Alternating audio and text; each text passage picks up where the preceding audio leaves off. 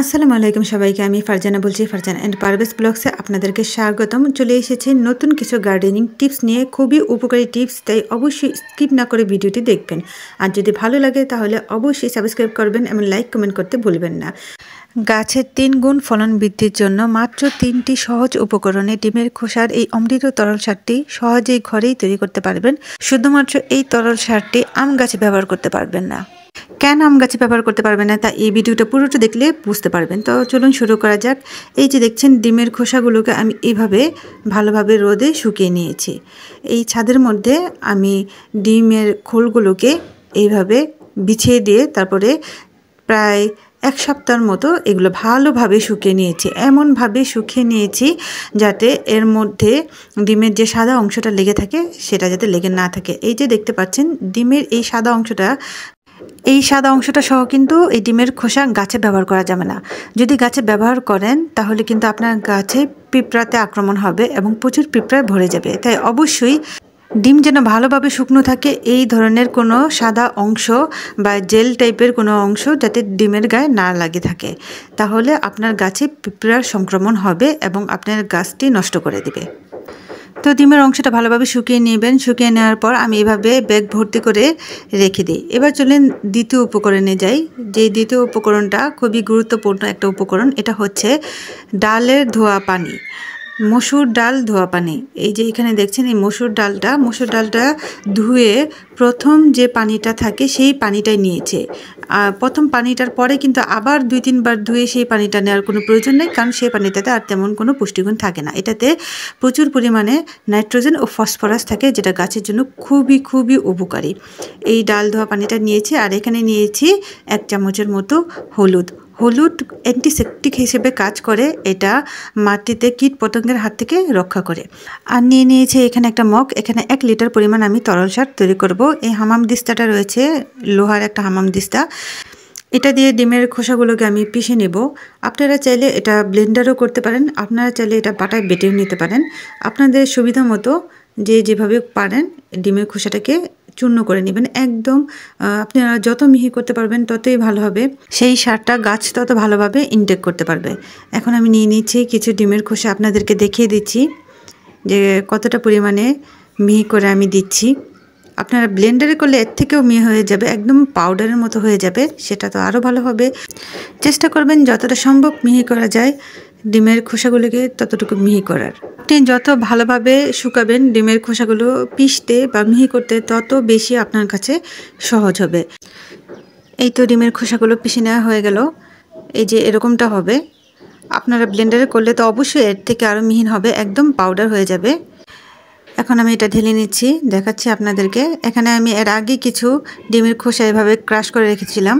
হাতে করলে বা হামাম দিস্তায় করলে কীরকম হয় সেজন্য অল্প কিছু ডিমের খোসা ক্রাশ করে আপনাদেরকে দেখালাম। এই তো এরকম টাইপের হবে। তো এখন চলুন সার তৈরি করা যাক। প্রসেসিংয়ে চলে যাই। একটা মগ নিয়ে নিলাম। এই মগটাতে এখন আমি আমার হাতের 2.5 মুঠের মতো ডিমের ক্রাশ করা খোসাগুলো, মিহি খোসাগুলোকে আমি নিয়ে নিচ্ছি। 2.5 মুঠের মতো নিয়ে নিলেই হবে। এটাতে আসলে কম বেশি হলে সেটা কোনো সমস্যা নাই, যেহেতু এটা অর্গানিক, এটা একদম হোমমেড একটা সার। তো হোমমেড সার বা জৈব সারে কম বেশি হলে সেটা গাছের জন্য তেমন কোনো সমস্যা হয় না। আপনার জৈব সার যত বেশি হবে বা জৈব তরল সার যত বেশি হবে তত ভালো হবে। এখানে আমি 1 লিটার পরিমাণ ডালের পানি দিয়ে দিচ্ছি। একটু ভালোভাবে ঝাঁকিয়ে নিচ্ছি।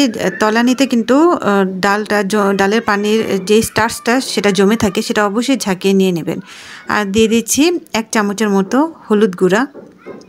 এখন ভালোভাবে এই মিশ্রণটা মিক্স করে নিতে হবে। অবশ্যই ভালোভাবে এটা মিক্স করে নেবেন, কারণ ডিমের খোসাটা একটা ভারী জিনিস। এটা পাত্রের তলে কিন্তু দেখবেন সাথে সাথে তলানিতে জমে থাকে। তাই খুব ভালোভাবে মিক্স করবেন। মিক্স করলেই যে এটা একদম পানির সাথে মিশে যাবে এমনটা না, আপনাকে মিক্স করে করে তারপর গাছের গোড়ার মধ্যে দিতে হবে। যতবার দিবেন ততবার আপনার কাঠি দিয়ে নাড়াচাড়া করে কাঠি বা চামচ যেটাই হোক সেটা দিয়ে নাড়াচাড়া করে তখন আপনি সেটা গাছের গোড়ায় দিবেন। এই তরল সারটা আপনারা চাইলে একটা দিন রেখে দিতে পারেন, 24 ঘন্টা। একদিন পরে আপনারা এটা গাছে ব্যবহার করতে পারেন, আবার চাইলে সরাসরিও ব্যবহার করতে পারেন। তাতে কোনো ধরা বাঁধার নিয়ম নেই, দুটাতেই উপকার হবে, যেটা আপনার সুবিধা হয়। তো আপনাকে একটা গ্লাসে, 1 টাইম গ্লাসে ঢেলে দেখিয়ে দিচ্ছি আসলে এটার দেখতে আসলে কীরকম হয়েছে। এই যে এরকম টাইপের হয়েছে, কালারটা এরকম। এই তো তৈরি হয়ে গেল গাছের জন্য অমৃত একটা তরল সার, খুবই সহজে এবং সহজ উপকরণ দিয়ে, যেটা হাতের কাছে পাওয়া যায় এরকম উপকরণ দিয়ে তৈরি করে ফেললাম। এখন এটা গাছের গোড়ালিতে দিয়ে দেবো। লাউ গাছে দিচ্ছি। অবশ্যই খেয়াল রাখবেন যে কথাটা আমি প্রথমে বলেছিলাম ভিডিও শুরুতে, আম গাছ ছাড়া বাকি সব গাছে এটা ইউজ করবেন। কেন আম গাছে ব্যবহার করবেন না সেটা আপনাদেরকে একটু পরে বলছি। এই যে দেখছেন সজনে গাছে দিচ্ছি, ছোট্ট একটা সজনে গাছ, এটার মধ্যে কিন্তু অনেক ফুল এসেছে, দেখতেই পাচ্ছেন। এই গাছের মধ্যেও কিছু পরিমাণ দিয়ে দিলাম। তো আমি একটু নাড়া দিয়ে নিয়েছি একটা কাঠি দিয়ে। আপনারা অবশ্যই প্রতিবার গাছে দেওয়ার আগে ভালোভাবে নেড়ে চেড়ে নেবেন, তা না হলে পাত্রের তলায় জমে থাকবে। আর এভাবে শুকনো ডিমের খোসা, ক্রাশ করা খোসাটাও এভাবে গাছে দিয়ে দিতে পারবেন। এটাতেও একটা উপকারী সার হিসেবে কাজ করবে, এটাও একটা শুকনো সার হিসেবে কাজ করবে, গাছের জন্য খুবই উপকারী। এভাবে দিয়ে দিলেও চলবে। দুইভাবে আপনাদেরকে দেখালাম। তবে যে তরল সারটা আজকে তৈরি করে দেখিয়েছি সেটা তো অবশ্যই গাছের জন্য একটা অমৃত তরল সার, 3 গুণ ফলন বৃদ্ধির জন্য একটা কার্যকরী এবং উপযোগী গাছের জন্য তরল সার। এখন চলেন সেই গুরুত্বপূর্ণ কথাটা বলি, কেন আম গাছে এই তরল সারটা দেওয়া যাবে না। এই গুরুত্বপূর্ণ সারটা কেন আম গাছে দেওয়া যাবে না, কারণ এই আম গাছে এখন যে সময়টা, সেই সময়টা হচ্ছে মুকুল আসার সময়। এই দেখতে পাচ্ছেন এই জানুয়ারি মাসে আমার এই আম গাছে মুকুল চলে এসেছে। এটা হলো দেশি কাচমিঠা আমের গাছ, তাই এটা এই জানুয়ারি মাসে এই আম গাছে মুকুলটা চলে এসেছে। এই সময় আপনি গাছকে কোনো খাবার দিবেন না, শুধুমাত্র পানি ছাড়া। পানিটা এমনভাবে দিবেন মুকুল আসার পরে যাতে মাটিটা শিকড় পর্যন্ত হালকা ভেজা থাকে।